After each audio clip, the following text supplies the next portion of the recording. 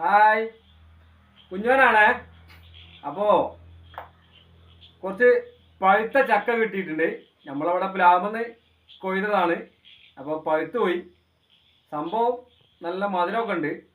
അപ്പോൾ നമ്മൾ എന്താണ് ചക്ക കൊണ്ട് ഇന്നൊരു ഐറ്റംസ് ഉണ്ടാക്കാനുള്ള പരിപാടിയാണ്. പണ്ടൊക്കെ നമ്മളെ എലമംഗലം ഉണ്ടല്ലോ, എലമംഗലം, അതിൻ്റെ എലമംഗലം എന്നാണ് ഞങ്ങളങ്ങോട്ടൊക്കെ പറയുക.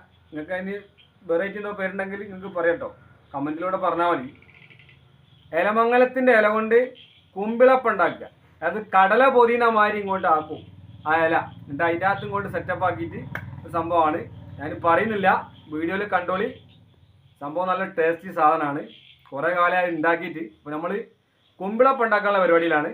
അപ്പോൾ നമുക്ക് കുമ്പിളപ്പം എങ്ങനെയാണ് ഉണ്ടാക്കുന്നത്, എന്തൊക്കെയാണ് സംഗതി നോക്കുന്നത് കാണാം. അപ്പോൾ നമ്മളെ കുമ്പിളപ്പം ഉണ്ടാക്കാനുള്ള ഇലയാണിത്. അപ്പോൾ അതിൻ്റെ പേര് ഞങ്ങൾ ഏലമംഗലം എന്നാണ് പറയൽ. അപ്പോൾ ഇത് വെട്ടിക്കൊണ്ടുവന്നതാണ്, വൈകുന്നേരം പറിച്ച് കൊണ്ടുവച്ചാണ്. സംഗതി ഇവിടെ ഇനിയുണ്ട്. ഇതാ ഏലമംഗലത്തിൻ്റെ ഇല. അപ്പോൾ അതിന് വേണ്ടിയിട്ട് നമ്മളെ പഴുത്ത ചക്ക വെട്ടി റെഡിയാക്കുന്നുണ്ട്. ചുളകളാക്കി മാറ്റിയിടണം. ഒരു പ്ലേറ്റിലേക്ക് അവൾ വെട്ടി റെഡിയാക്കി മാറ്റിയിടുന്നുണ്ട്.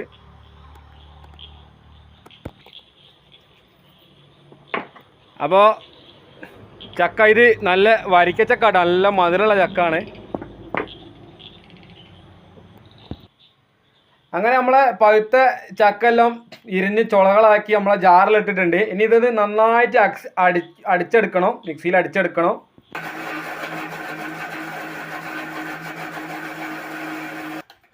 അപ്പോൾ നമ്മൾ നേരത്തെ മിക്സിയിൽ അടിച്ചെടുത്ത പഴുത്ത ചക്കാണ്. അപ്പോൾ അങ്ങനെ അരിച്ച് ഈ ഒരു പരുവത്തിലാക്കി എടുത്തിട്ടുണ്ട്. അടിച്ചു വെച്ച പഴുത്ത ചക്കയിലേക്ക് നമ്മൾ ഒരു 2-3 സ്പൂണ്, ഒരു 3 സ്പൂണ് പത്തിരിപ്പൊടി ആഡ് ചെയ്യാണ്.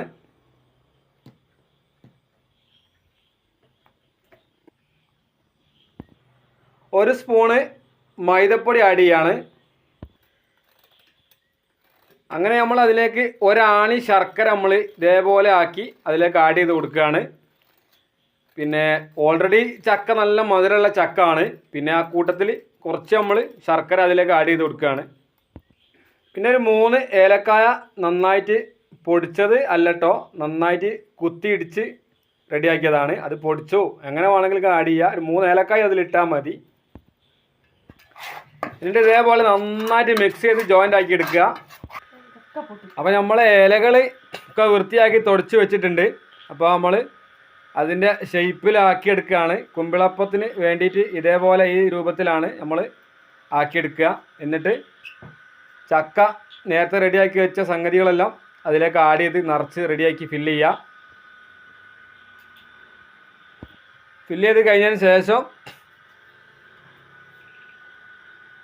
ഈ ഒരു രൂപത്തിൽ ഇങ്ങനെ ഒന്നുകൂടി ഫിനിഷ് ആക്കി എടുക്കട്ടോ. നമുക്ക് അധികം വരുന്നത് ഇതേപോലെ ആക്കിയിട്ട് ഇതേമാതിരി ഇങ്ങനെ വെച്ച് കൊടുക്കുക. ഇതേപോലെ ഇങ്ങനെ നിറച്ച് ഫിനിഷ് ആക്കി കൊടുക്കുക. ഇത് ചെറിയ ഇലയാണ് നമുക്ക് കിട്ടിയത്. സംഭവം കുറച്ചും കൂടി വലിയ ഇല ആണെങ്കിൽ ഒന്നും കൂടി ഫിനിഷ് ആക്കി എടുക്കാൻ പറ്റും. അങ്ങനെ നമ്മളെ കുമ്പിളപ്പം ഏകദേശം റെഡി ആയിട്ടുണ്ട്. ഇനി നമ്മളിത് ആവിയിൽ വേവിച്ചെടുക്കണം. ഇഡ്ഡലി ചെമ്പിലോ എങ്ങനെയാണോ നിങ്ങളെ വീട്ടിൽ സൗകര്യം നോക്കിയിട്ട് അതിനനുസരിച്ച് ആവിയിൽ വേവിച്ചെടുക്കണം. നമ്മളെ ഇഡ്ഡലി ചെമ്പ് ഇവിടെ റെഡിയാണ്. അപ്പോൾ നന്നായിട്ട് വെള്ളം തിളച്ച് മറിയുന്നുണ്ട്. അപ്പോൾ അതിലേക്ക് ഇതേപോലെ വെച്ച് കൊടുക്കുകയാണ്. ഇനി നമുക്ക്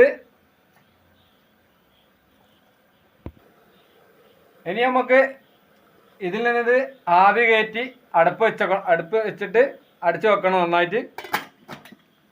ഇനി വെന്തിട്ട് കാണാം. നമ്മളെ കുമ്പിളപ്പം റെഡി ആയിട്ടുണ്ട്. കുമ്പിളപ്പം നന്നായിട്ട് ആവിയിൽ വെന്ത് റെഡിയായി സൂപ്പറായി വന്നിട്ടുണ്ട്. നല്ല ചൂടാണ് കേട്ടോ. ഇവിടെ ഒരാൾ തെരക്കിട്ട് തിന്നാനുള്ള പരിപാടിയില്ലാതെ നോക്കുകയാണ്. പക്ഷേങ്കിൽ നല്ല ചൂടാണ്. ചൂടുകൊണ്ട് ഇത് തൊലി ഇതിൻ്റെ എലമംഗലത്തിൻ്റെ ഇല പൊളിച്ചെടുക്കാൻ കുറച്ച് പ്രയാസപ്പെടുന്നുണ്ട്. അപ്പോൾ എല്ലാവരും ഇതൊന്ന് ട്രൈ ചെയ്ത് നോക്കുക. നല്ല ടേസ്റ്റി സാധനമാണ്.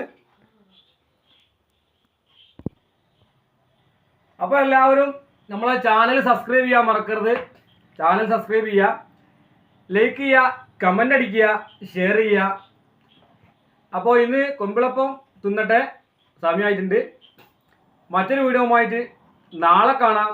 അതുവരെ ടാറ്റ, ബൈ ബൈ.